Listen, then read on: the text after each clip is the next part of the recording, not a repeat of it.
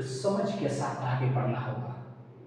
मैंने कहानी सुना था कि एक बार एक गांव में एक फकीर आया, तो गांव वाले उसके बड़े विरोध में थे, जूते चप्पल फेंकने लगे। लेकिन वो फकीर बुरा नहीं माना, सारे जूते चप्पल को उठा के अपने सीने से लगा दिया, गले में माला बना के पहन लिया और खिलखिला के हंसने लगे।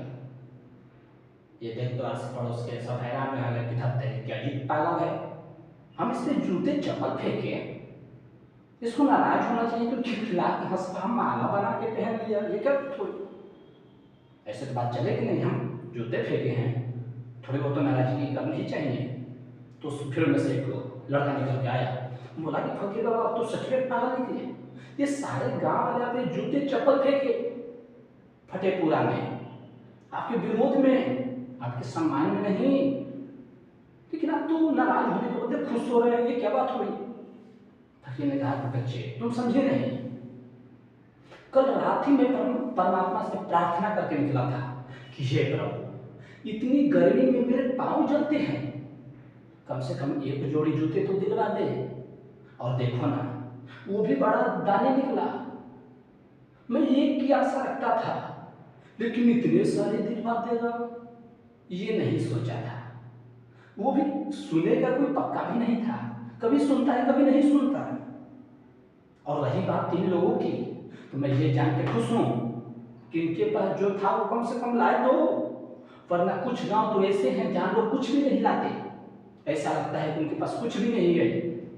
और रही बात गालियों की, तो जिसके पास जो होगा वो वही तो देगा, जिसके पास गीत होगी वो गीत देगा, जिसके पास गाली होगी वो गाली देगा। इससे तुम दुनिया पे नाराज मत होना, बस इतना ही समझना उन बेचारों के पास और कुछ था ही नहीं, तो कर भी क्या सकते थे। बस बातें सुन तो सब दंग रह गए, किसने तो आंखें खोल दिया, इसमें नाराज होने की जरूरत क्या? वो गांव वालों का स्वभाव था, उनके पास गाली थी दे दिए। किसी महान संत के पास जाइए, वो आपको परमात्मा के भक्ति की रस बताएगा, ज्ञान की बातें बताएगा, क्योंकि उसके पास जो है वो वही तो देगा। डॉक्टर के पास जाएंगे तो आपको दवाइयाँ देगा, उसके पास दवाई है। ओझा के पास जाएंगे तो झाड़ फूक देगा, मंत्र देगा, टोटके देगा, उसके पास वो है। किराने के दुकान पे जाएंगे, ग्रोसरी स्टोर पे, तो वहां से आपको नून तेल चावल मिलेंगे, अनाज मिलेंगे। लेकिन अगर वही आप किसी लाइब्रेरी में जाएंगे तो आपको एक से बढ़ के पुस्तकें मिलेगी ज्ञान वाली, क्योंकि जहाँ पे जो रहेगा, जिसके पास जो रहेगा